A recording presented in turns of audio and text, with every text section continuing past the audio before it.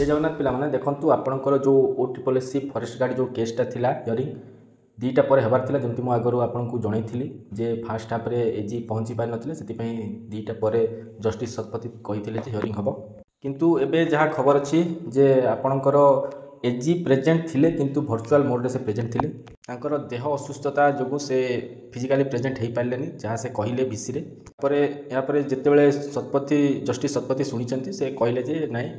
Case मैटरटा बहुत serious अच्छी आप वर्चुअल मोड रे हियरिंग हो पारबनी आपण काली मु शिफ्ट कर दूसरी केसटा काली आपण जमती कले भी कोर्ट रे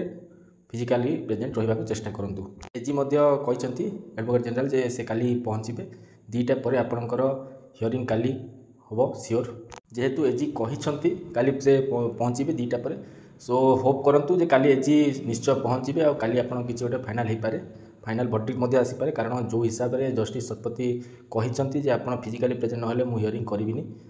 एथिरो जना पड़ुछि जे किछि गोटे फाइनाल भर्डिक्ट आसीपे आपंकर बहुत शीघ्र आपंकर केसटा रिजल्व करने चाहते जस्टिस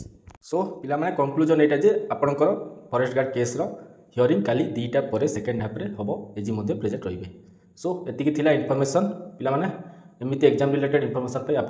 चैनल को सब्सक्राइब करेंगे बहुत बहुत धन्यवाद जय जगन्नाथ।